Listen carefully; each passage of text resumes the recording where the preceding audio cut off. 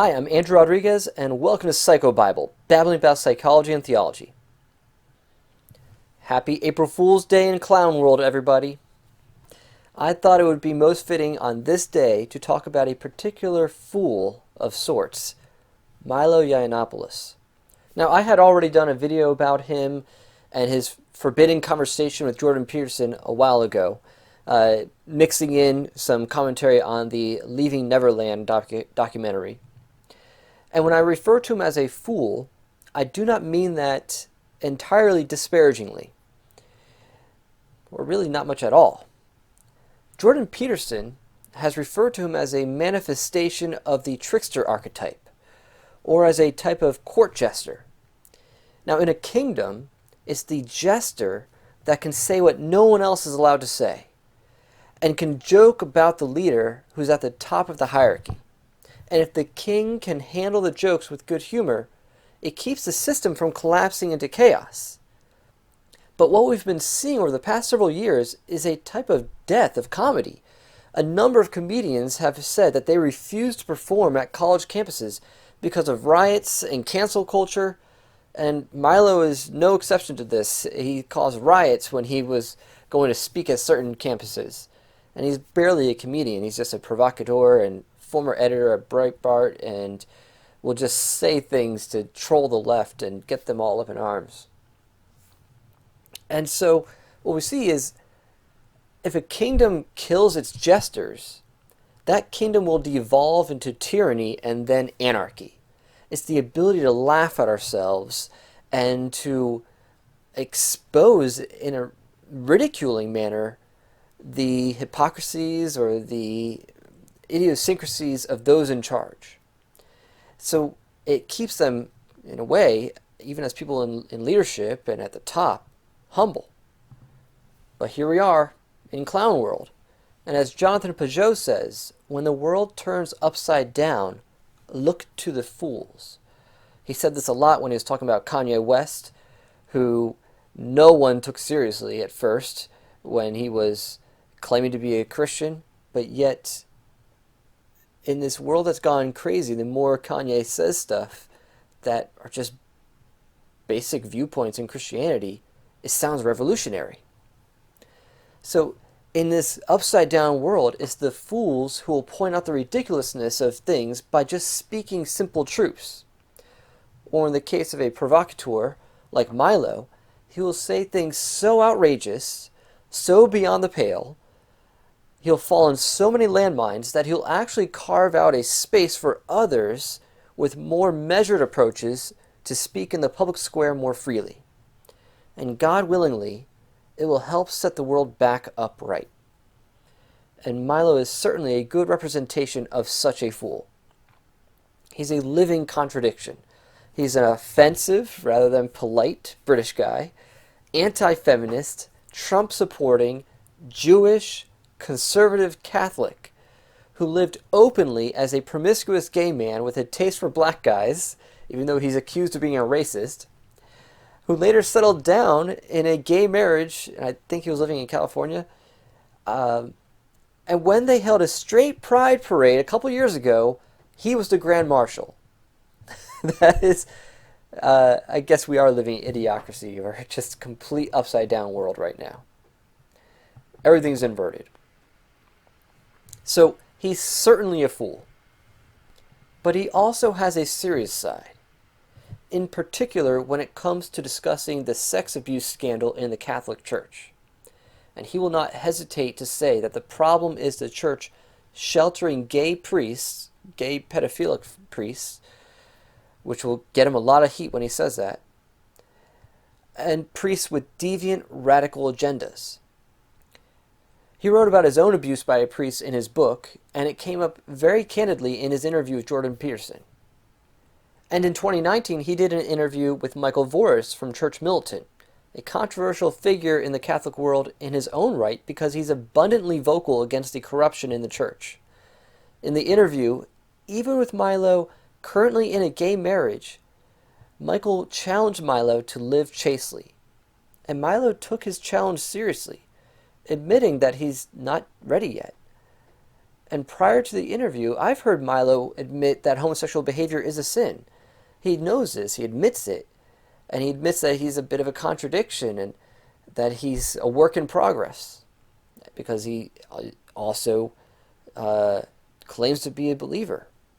So he's like, yeah, I'm struggling. I'm not perfect. So he always knew that he was contradicting his own values. Now back to the interview with Michael Voris. Milo, and I believe he gets into this in his book, Diabolic, Milo argued that the only way to save the Catholic Church is to restore an appreciation for manhood and masculinity. And one of the ways to do this has got to be to clear out the gay priests. These are his words. How can you expect people with such a complicated and dysfunctional relationship to their own manhood to be able to teach young boys about how to be men? These are supposed to be shepherds. These are supposed to be father figures. Yet how can you be a father if you don't even know what it is to be a man? End quote. So why is Milo in the news now? Out of the blue, Milo has declared he is now ex-gay and abstaining from gay sex. His husband has begrudgingly been reduced to a housemate. Now, I guess this isn't quite out of the blue because if you've been following him on his own social media, he's been doing a countdown of sorts of how many days he's been free of sodomy or gay sexual behavior. But it really made more news when early in March, March 9th, LifeSite News released an interview with Milo to discuss this news. And then March 15th, there was another interview that came out in which he shared his plans to open some sort of reparative therapy clinic. Now, of course, left-wing outlets went crazy saying he's supporting conversion therapy. So let's take a look at the couple interviews and I'll give my reaction. First, with LifeSite, Milo says, quote, I was never wholly at home in the gay lifestyle. Who is? Who could be? And only leaned heavily into it in public because it drove liberals crazy to see a handsome, charismatic, intelligent gay man riotously celebrating conservative principles.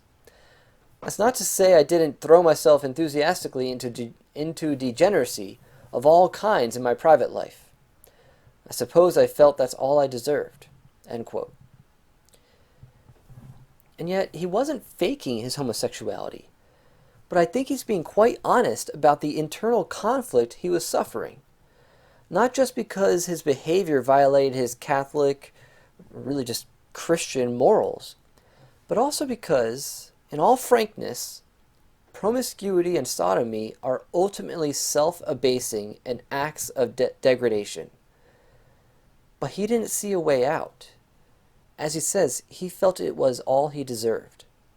That really shows the shame that drives the homosexual eroticization, particularly in a case like his and so many others who trace back their same-sex compulsions to molestation. And this really highlights the dangers of conversion therapy bans for minors that have popped up all over the country and in other nations. When the same-sex eroticization has been conditioned into them by trauma and molestation, the bans are saying to them, you have to live with it because this is who you are, not an experience you have that was caused by trauma. The establishment, meaning the politicians, the media, psychologists, and educators that promote these bans are actually aligning themselves with these kids' abusers, essentially agreeing with the lies that abusers say. Lies like, you want this, you deserve this, this is good, this is just a reflection of who you are, this is what love feels like and how it expresses itself. They are continuing the abuse and shutting out ways of escape from the effects of such abuse. That's what these bans do. In the interview, LifeSite mentions a picture Milo had posted last year on Parler of the Change movement. The Change movement had started in 2018 when in California there was going to be a statewide ban against all types of help for leaving homosexuality and gender confusion. It was AB 2943. And so people started coming up and out of the woodwork and saying, hey, this bill, if it passes, would be denying our existence as people who have changed from same-sex attraction and homosexual behaviors and identity. So he posts a picture of people from the change movement, and in the post he captioned, "Look at these beautiful souls, rid of their demons and cured of their sinful urges.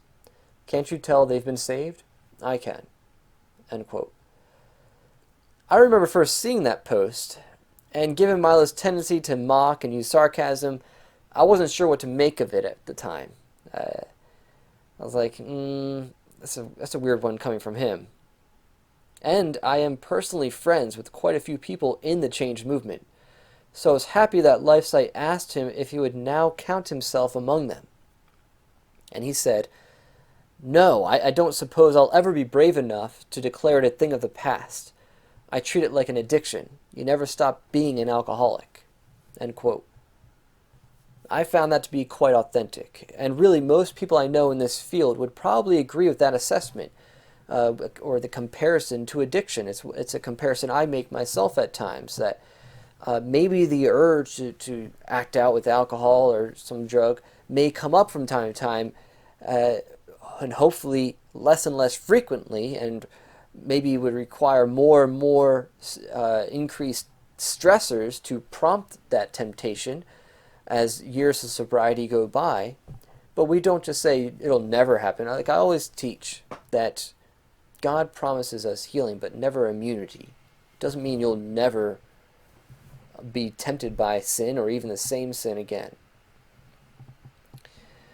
So I would say that most people in this field would probably agree with that. But ever the provocateur, he proceeds by undermining his chances of the community receiving him by then insulting them. He goes on, quote, "As for the change movement, I guess because they're Californian, they don't see how funny their website is. Or maybe they're dirty non-doms who think God loves you more the gayer you act. But I was slightly making fun of them with that caption. Someone really ought to tell them to use more heterosexual-looking photos on their website. I can share some tips. My followers have been giving me a crash course in all-American straight guy aesthetics, which apparently include growing a mullet and learning to drive stick." Well, that's one way to alienate the people that could be your best allies, Milo. Non-doms, I guess that's his term for non-denominational Christians or Protestants, and I guess he views them all as people who are in hyper grace, who just think the more you sin, the more God loves you. And so that's a big straw man he's using there. So this really, and he's actually reinforcing stereotypes with this comment, because homosexuality isn't about the way you dress. It's not about your appearance or demeanor or whether or not you have the sort of effeminate lisp. It's ultimately about what you do romantically and sexually.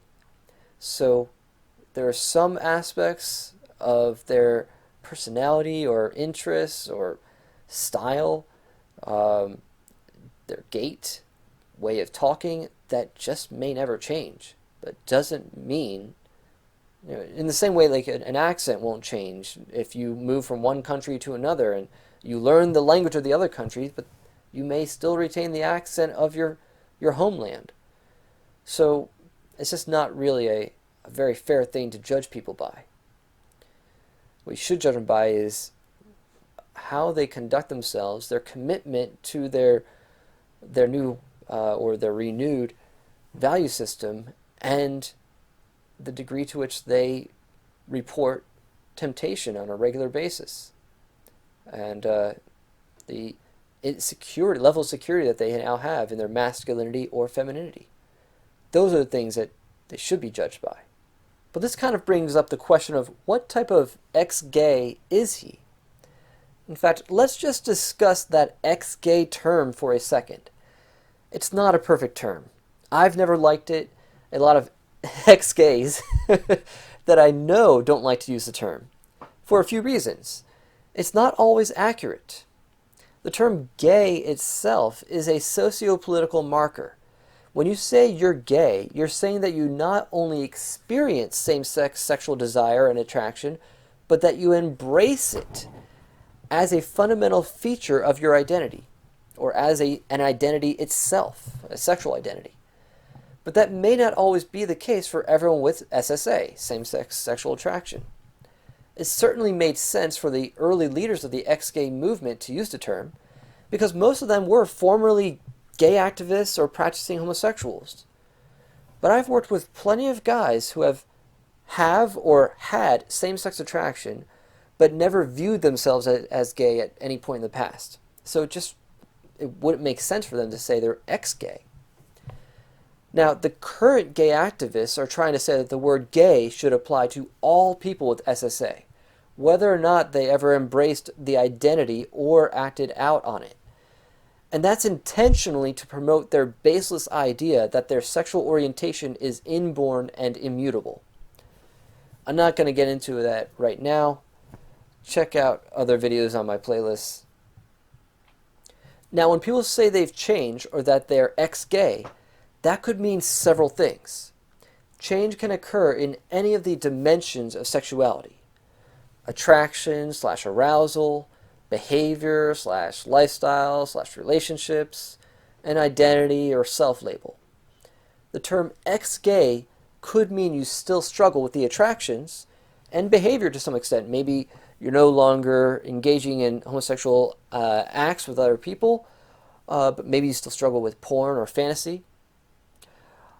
So maybe you're still struggling with the behavior, and maybe you still struggle with the attractions, but you refuse to embrace homosexuality as a fundamental aspect of your identity. Or it could mean that you've experienced some level of change in the attraction itself. Remember, the change in attraction is on a continuum. It's not a light switch, it's a dimmer. And it's that attraction, of course, that's the dimension that people, especially critics, most want to know about. How much do they really change? So there's a lot of pressure on people in the ex-gay community to prove they've changed by whether or not they still have temptations, or whether or not they still find other men attractive, whether they're still get aroused by homosexual fantasies. And it's just not a fair thing to do, because those can be biologically conditioned responses that just take time to be reconditioned and desensitized from, and reprocessed as well if there's core emotional roots that are still in need of reprocessing. So people are in process even as they may stop identifying as gay. With Milo's emphasis on chastity and counting his days of abstinence, he seems to be ex-gay in regards to his behavior. And he later confirmed this in another interview. He'd likely be in the renounce column in that 4 views chart that I did a video about a little bit ago.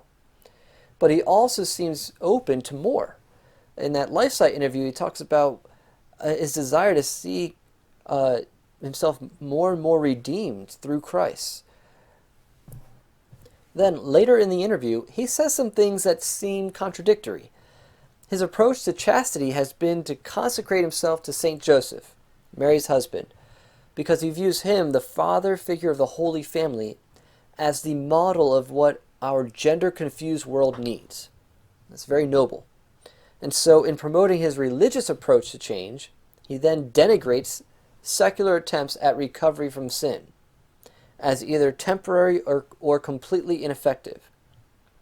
Now, when I read that, I took that to be a jab against counseling for unwanted same-sex attraction using mainstream counseling approaches or mainstream therapy, such as what we do in reintegrative therapy, or the various approaches at the Alliance for Therapeutic Choice, where we use CBT or narrative therapy or psychodrama or psychoanalysis.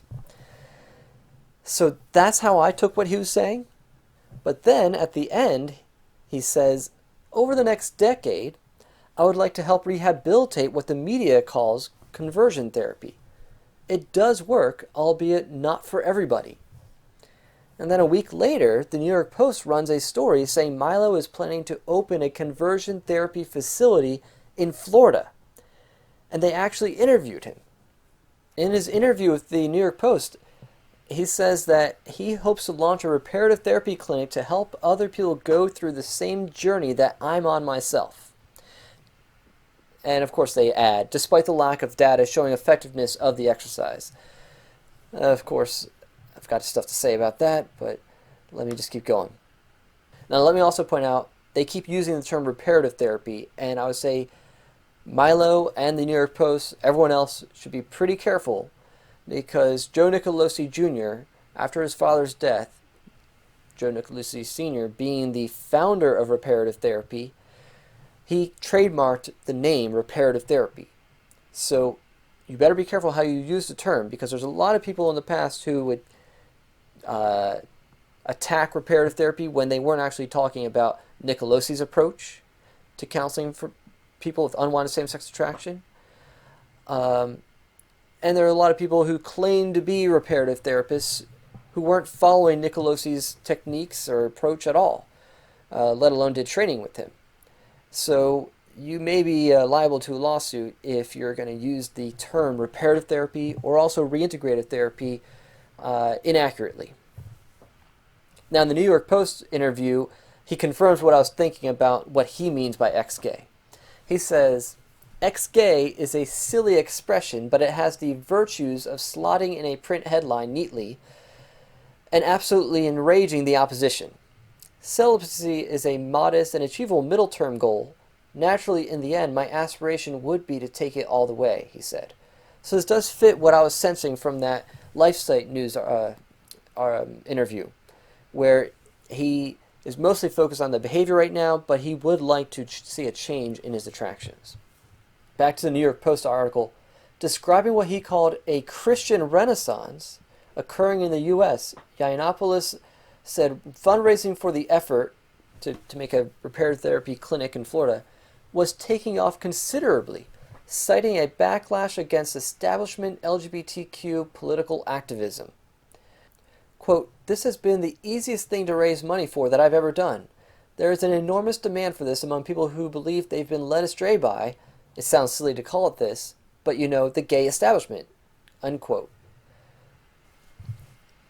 The article continues, asked about concerns over the potential harm to gay youth, Yiannopoulos dismissed those fears as merely the product of the practice having a bad rap. I was like, wow, thank you so much. I actually really appreciate him saying that. Quote, "Basically, people who don't believe in it call it conversion therapy, and people who do believe in it call it reparative therapy," he began. It depends on the approach you're taking, but he really is calling them out for the conversion therapy myth and the derogatory term that conversion therapy is, as really just a propaganda term. Arguing that the gay lobby was so poisonous and wicked and evil, Yiannopoulos said that he is not convinced by data touted by the interest group or its allies, which undermines conversion therapy. Quote, "For those people who suggest that reparative therapy is somehow damaging to people's self-esteem is so laughably preposterous, I don't take it seriously," he said. And of course they go on and just quote from authority, the APA says this, and other institutes say this, all baseless pretty much. They don't have all the data to back up their claims that therapy for unwanted same-sex attraction is inherently harmful.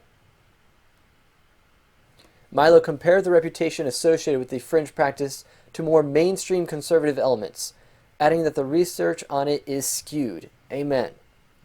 Quote, "Conversion therapy has a terrible reputation for precisely the reason that a lot of other things associated closely with either the religious right or the nationalist right have a terrible reputation," Milo alleged. Quote, "Because they've been lied about consistently and strategically for decades. We don't know very much for sure. We have a relatively clear idea about a lot of it, but here's the thing. Since the 80s and 90s, we haven't really been able to do any research that doesn't conform to the propaganda because you cannot get funding for anything other than finding the gay gene. So we're operating in a gray area." Unquote. And that is true. Like, this guy, it sounds like he's actually doing his homework. Now, asked by the Post about his views on the nature of sexuality, specifically how much of it is ingrained in a person from birth versus being a choice, which I hate when they make that dichotomy. Oh, it's either inborn or it's a choice. Hello, have you never heard of nurture? Like, there's more than just choice versus nature. It's a false dichotomy, and this used by propagandists all the time.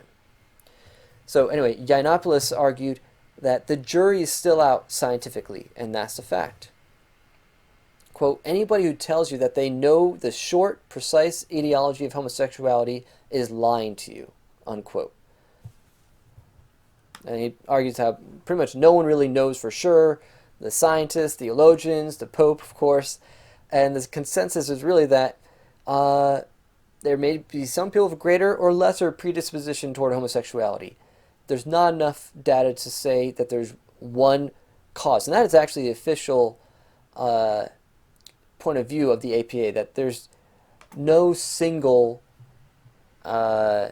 determining factor for why some people are gay or straight. Now, of course, they say that while ignoring plenty of other evidence of there being multiple contributing factors toward same-sex sexual attraction. But fair enough. And he continues, quote, what we also know for sure is that born this way is not science. It's public relations. It's a lie, unquote. And that is fact. Even Lisa Diamond, one of the chief editors of the APA's Manual on Homosexuality or Sexuality, will argue this, that the data shows that born gay and cannot change are two major lies in the gay lobby that need to be retired because they're not true. And of course, she would argue that they're not needed anymore. In the past, they needed that mantra to fight for gay rights. But she would say, we don't need to use that as our basis for gay rights. So Milo claims that he'll be using his new organization to help find a clearer understanding of the factors influencing human sexuality. So he wants to do research. And I actually am excited about that because I know therapists, I know psychologists in this field who are always hurting for funding to do good research and to get past the gatekeepers at the journals to get their research published. I know of a particular longitudinal study that shows Nicolosi's approach and how effective it is that has gone through so many different journals, been edited and peer-reviewed, but then after doing all the revisions, they've yet to publish it.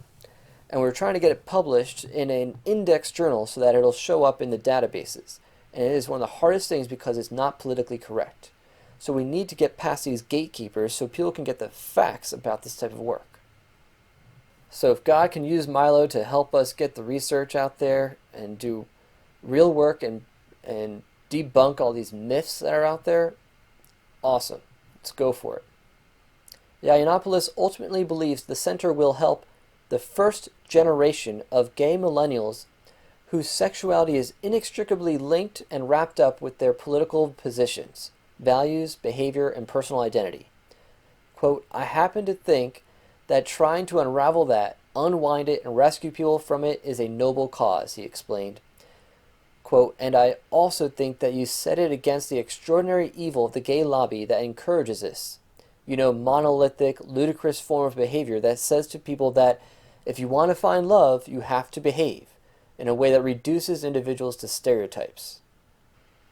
Yiannopoulos told the Post he also hopes to rehabilitate the PR surrounding the practice of using religion as a tool to rewire one's sexuality. Quote, my aspiration is to rebrand, revitalize, rehabilitate what they call conversion therapy for two new generations in the same way that I obliterated feminism for two generations. He might give himself a bit too much credit when it comes to destroying feminism. But anyway, he continues, because it's a dying and horribly maligned, ridiculed, and prosecuted industry. It's an industry in crisis, but it's an industry whose addressable market has never been larger. So I don't know how this is going to go, but I'm curious, and if he can pull it off, I'll be cheering for him. And if he's actually getting all the funds that he says he's getting, well, hey, awesome. So I've been asked by several people, hey, what are my thoughts about Milo coming out as ex-gay? What do I make of all this? What should my response be?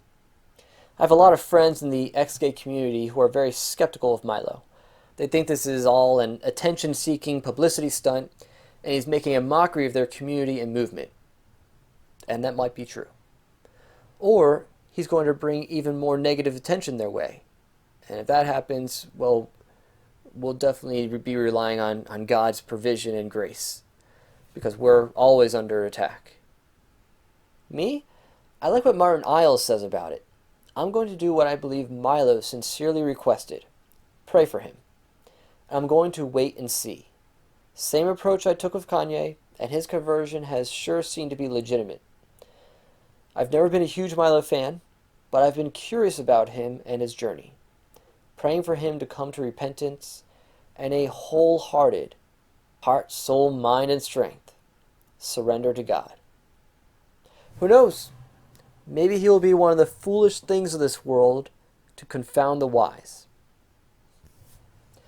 So if you got any thoughts on this, please join me in the comments section. Don't forget to like, share, subscribe, and remember to follow me on my other platforms. You can find me on Facebook, Parler, Gab, Locals, and that's for free, but I'll accept donations eventually, and Odyssey. So help support me on these other alternate platforms in case I ever get censored here on YouTube. All right. Until next time, God bless.